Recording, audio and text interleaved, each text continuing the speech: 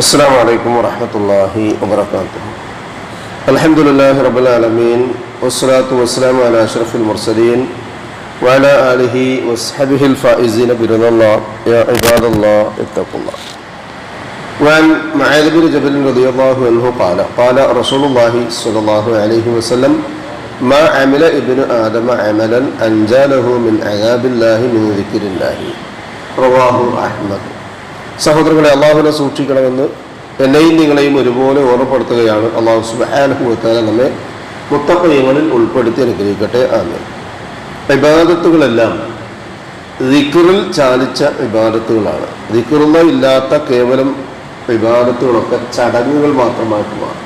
യാന്ത്രികമായി തീരുന്ന ഇബാദത്തുകൾ, അതിൻ്റെ ഒരു പ്രധാന ലക്ഷ്യം എന്താ? ഇബാദത്തിന് ഏറ്റവും പ്രധാനപ്പെട്ട ലക്ഷ്യം നരകമോചനമാണ്, നരകത്തിൽ നിന്ന് രക്ഷപ്പെടുക എന്നുള്ളത്. ആ ഇബാദത്തുകളിൽ ഏറ്റവും മഹത്തരമായിട്ടുള്ളതാണ് നിസ്കാരം. നിസ്കാരമാകട്ടെ മനസ്സ് ദിക്റിൽ കേന്ദ്രീകരിച്ചില്ല എങ്കിൽ അത് കപട വിശ്വാസികളുടെ നിസ്കാരമായി മാറും. അള്ളാഹുവിനെ വഞ്ചിക്കുന്ന, പറ്റിക്കുന്ന ആളുകൾ. കപടന്മാർ എന്ന് പറഞ്ഞാൽ ഒരു രോഗമല്ല, ഒരു വർഗമല്ല, ഒരു ഏതെങ്കിലും പ്രത്യേകമായ വിഭാഗമല്ല, മനസ്സിലുണ്ടാകുന്ന ഒരു രോഗമാണ്. മാനസിക രോഗികൾ. ഖുർആൻ തുടക്കത്തിൽ തന്നെ, അൽ-ബഖറയുടെ തുടക്കത്തിൽ തന്നെ മുനാഫിക്കുകളായ ആളുകളുടെ ലക്ഷണം പറയുന്നുണ്ട്. അതിൽ ഉൾപ്പെടാതെ ഇരിക്കാൻ സ്വഹാബത്തൊക്കെ വലിയ ജാഗ്രത കാണിച്ചിട്ടുണ്ടായിരുന്നു. മഹാനായ സ്വഹാബി ഹുദൈഫത്ത് ബിൻ യമാനി റളിയല്ലാഹു അൻഹു ഒരിക്കൽ റസൂലുള്ളാഹി സ്വല്ലല്ലാഹു അലൈഹി വസല്ലം ആ നാട്ടിലുള്ള കുറേ കപടവിശ്വാസികളുടെ പേര് പറഞ്ഞു രഹസ്യമായിട്ട്. അതുകൊണ്ട് തന്നെ അദ്ദേഹത്തെ രഹസ്യ സൂക്ഷിപ്പുകാരൻ എന്നും കൂടി പറയാറുണ്ട്. ആ പേര് വളരെ രഹസ്യമായി പറഞ്ഞു കൊടുത്തു എന്നത് പിന്നീട് സഹാബത്തിനിടയിൽ ചർച്ചയായി. ഉമർ ഇബ്നുൽ ഖത്താബ് റളിയല്ലാഹു അൻഹു ഹുദൈഫ റളിയല്ലാഹുവിന്റെ അരികിൽ ചെന്ന് ചോദിക്കുകയുണ്ടായി, ഹുദൈഫ, അള്ളാഹുവിന്റെ റസൂൽ സല്ലല്ലാഹു അലൈഹി വസല്ലം പറഞ്ഞ മുനാഫിക്കുകളുടെ ലിസ്റ്റിൽ ഞാനുണ്ടോ? നമ്മളൊക്കെ പരസ്പരം അങ്ങോട്ടും ഇങ്ങോട്ടും നോക്കുക, ഞാനതിലുണ്ടോ? ഒരിക്കൽ മറ്റൊരു സ്വഹാബിയായ ഹൻളല റളിയല്ലാഹു അൻഹു ഞാൻ മുനാഫിഖായി എന്ന് പറഞ്ഞുകൊണ്ട് ഓടിയ ഒരു സംഭവം സ്വഹാബിമാരിൽ പ്രഗത്ഭരായ ആളുകൾ അദ്ദേഹത്തെ പിടിച്ചു വെച്ചിട്ട് ചോദിച്ചു, നീ മുനാഫിഖായി പോയോ? അദ്ദേഹത്തെ റസൂലുള്ളാഹി സ്വല്ലല്ലാഹു അലൈഹി വസല്ലമയുടെ സമക്ഷത്തിൽ കൊണ്ടുവരികയാണ്. എന്താണ് നീ പറഞ്ഞതിൻ്റെ പൊരുളെന്താണ്?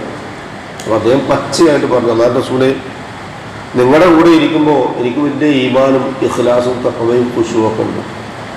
അത് പടിപ്പുറത്താണ്ട് ഇറങ്ങി വീട്ടിലെത്തി കഴിഞ്ഞാൽ പിന്നെ അതിനൊക്കെ ഫിക്ർ മാറിപ്പോകും. അതുകൊണ്ട് എൻ്റെ മനസ്സിൽ എനിക്ക് തോന്നുകയാണ് ഞാൻ മുനാഫിഖായിട്ടുണ്ട് എന്നത്.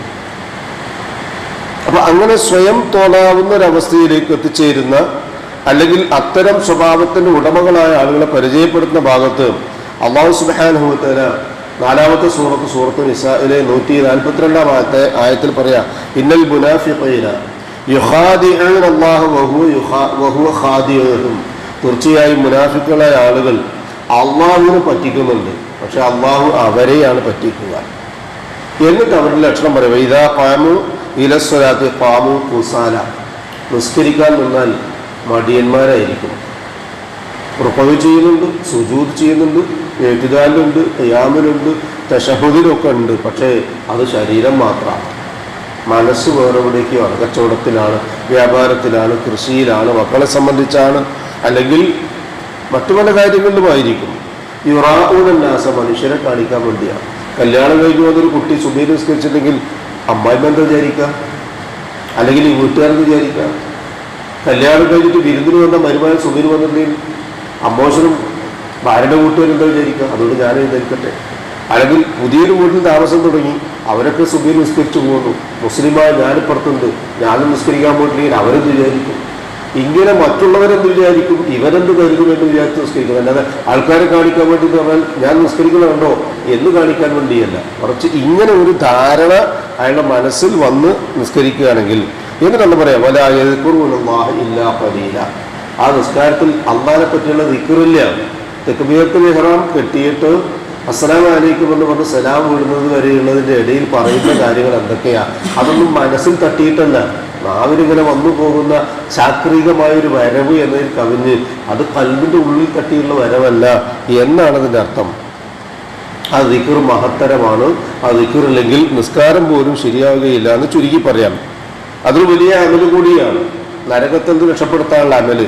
റസൂലുള്ളാഹി സ്വല്ലല്ലാഹു അലൈഹി വസല്ലം പറഞ്ഞ ആ ഹദീസിലുള്ളതാണ്, മാ അമില ഇബ്നു ആദം അമലുൻ, ആദമിന്റെ ഒരു മകനും എന്ന് പറഞ്ഞാൽ ഒരു മനുഷ്യനും ഒരു അമലും ചെയ്യുന്നില്ല, അൻജാലഹു മിൻ അദാബില്ലാഹി, അല്ലാഹു സുബ്ഹാനഹു വ തആല അയാളെ നരകത്തിൽ നിന്ന് രക്ഷപ്പെടുത്തുന്നത് മിൻ ദിക്രില്ലാഹി, ദിക്റുള്ളയല്ലാതെ. അപ്പൊ ദിക്ർ എന്ന് പറയുന്നത് ചില്ലറയല്ല എന്ന് അതിൽ നിന്ന് മനസ്സിലാക്കാം.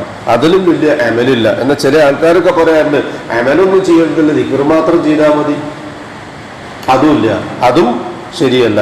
മറിച്ച് ദിക്റും അമലും കൂടി സമന്വയിക്കുമ്പോഴാണ് ഒരാളെ ഇബാദത്തിന് സജീവത ഉണ്ടാകുന്നത്, ജീവൻ ഉണ്ടാകുന്നത്, ഹയാത്ത് ഉണ്ടാകുന്നത്. അല്ലെങ്കിലോ മയ്യിത്തായ ഇബാദത്തിന്റെ ഉടമകളായി മാറും. നാളെ പരലോകത്ത് വിജയിക്കാൻ കഴിയുകയില്ല. അല്ലാഹു സുബ്ഹാനഹു വ തആല വളരെ കൃത്യമായി മനസ്സറിഞ്ഞ് മനസ്സിൽ തട്ടി ഓരോ ലഫ്ളുകളും ഉച്ചരിക്കുമ്പോൾ അതിൻ്റെ ആശയവും അർത്ഥവും മനസ്സിലാക്കിക്കൊണ്ട് ഇബാദത്തും അമലും ചെയ്യാനുള്ള തൗഫീഖ് നമുക്ക് ഏവർക്കും നൽകി അനുഗ്രഹിക്കട്ടെ. എല്ലാവിധ നിഫാഖിൽ നിന്നും അല്ലാഹു സുബ്ഹാനഹു വ തആല നമ്മെ കാത്തുരക്ഷിക്കട്ടെ. നമ്മിൽ നിന്ന് വന്നുപോയ എല്ലാവിധ അബദ്ധങ്ങളും അല്ലാഹു പുറത്തു മാപ്പാക്കി തന്ന് ഇരു ലോകത്തും അവ മറച്ചുവെച്ച് നമ്മെ അനുഗ്രഹിക്കട്ടെ. അവയ്ക്ക് പകരം നന്മകൾ ചെയ്യാനുള്ള തൗഫീഖ് അല്ലാഹു സുബ്ഹാനഹു വ തആല നമുക്ക് ഏവർക്കും നൽകി അനുഗ്രഹിക്കട്ടെ. നമ്മിൽ നിന്നും മരണപ്പെട്ടവർക്ക് അല്ലാഹു മഗ്ഫിറത്തും റഹ്മത്തും നൽകി അനുഗ്രഹിക്കട്ടെ. അവരുടെ ബർസഖിയായ ജീവിതം അല്ലാഹു റാഹത്താക്കി കൊടുക്കട്ടെ. ജീവിച്ചിരിക്കുന്നവരിൽ ആശുപത്രികളിലും വീടുകളിലും കഴിഞ്ഞുകൂടുന്നവരും ഈ സദസ്സിലിരിക്കുന്നവരിലും രോഗികളായ ആളുകൾക്ക് ഷാഫിയായ റബ്ബ് ആജിലും കാമിലുമായ ശിഫയും സമാധാനവും ആഫിയത്തും ദീർഘായുസ്സും നൽകി അനുഗ്രഹിക്കട്ടെ. ശാരീരികമായി അവശതയുള്ള ആളുകൾ, ശാരീരികമായി പ്രയാസങ്ങൾ നേരിടുന്ന ആളുകൾ അവനവന്റെ ഇബാദത്തും അമലും ചെയ്യാൻ ആവശ്യമായ എല്ലാവിധ സിഹത്തും താഖത്തും ആഫിയത്തും അല്ലാഹു മരണം വരെ നമുക്ക് നിലനിർത്തി തന്ന് നമ്മെ അനുഗ്രഹിക്കട്ടെ. ഉപജീവനത്തിന്റെ റിസ്കിന്റെ മഈശത്തിന്റെ എല്ലാ മേഖലകളിലും അല്ലാഹു ഖൈറും ബറക്കത്തും വർഷിച്ച് നമ്മെയും നമ്മുടെ കുടുംബത്തെയും അനുഗ്രഹിക്കട്ടെ. ദുആ കൊണ്ട് വസിയത്ത് ചെയ്തവരുടെ നല്ല മുറാദുകൾ അല്ലാഹു ഹാസിലാക്കുകയും പ്രയാസങ്ങളും ബുദ്ധിമുട്ടുകളും അല്ലാഹു അവരുടെയും നമ്മുടെയും എളുപ്പമാക്കി അവരെയും നമ്മെയും അനുഗ്രഹിക്കുകയും ചെയ്യട്ടെ.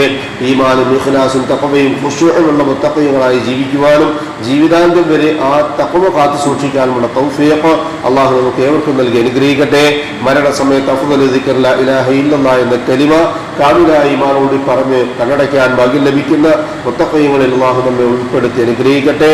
പാരത്രിക ലോകത്ത് ജന്നാത്തുൽ ഫിർദൗസിന്റെ ഉടമകളായ അമ്പിയാക്കളും ഔലിയാക്കളും സലഫുസ് സാലിഹുകളും സിദ്ദീഖുകളും ശുഹദാക്കളുമുള്ള സ്വർഗത്തിൽ പ്രവേശിക്കാൻ സാധുക്കളായ നമ്മുടെ മാതാപിതാക്കൾക്കും നമുക്കും കൂട്ടുകുടുംബങ്ങൾക്കും സന്താന പരമ്പരകൾക്കും അല്ലാഹു സുബ്ഹാനഹു വ തആല തൗഫീഖ് നൽകി അനുഗ്രഹിക്കട്ടെ. അല്ലാഹുമ്മ യഗ്ഫിർ ലിൽ മുഅ്മിനീന വൽ മുഅ്മിനാത്ത് വൽ മുസ്ലിമീന വൽ മുസ്ലിമാത്ത് അൽ അഹ്യാഇ മിൻഹും വൽ അംവാത്ത് إنك مجيب الدعوات يا قاضي الحاجات ربنا تقبل منا إنك أنت السميع العليم وتب علينا إنك أنت التواب الرحيم واغفر لنا يا غافر المذنبين ربنا هب لنا من أزواجنا وذرياتنا قرة أعين وجعلنا للمتقين إماما ربنا ظلمنا أنفسنا وإن لم تغفر لنا وترحمنا لنكونن من الخاسرين ربنا آتنا في الدنيا حسنة وفي الآخرة حسنة وقنا عذاب النار آمين آمين آمين برحمتك يا أرحم الراحمين سبحان ربك رب العزة عما يصفون وسلام على المرسلين والحمد لله رب العالمين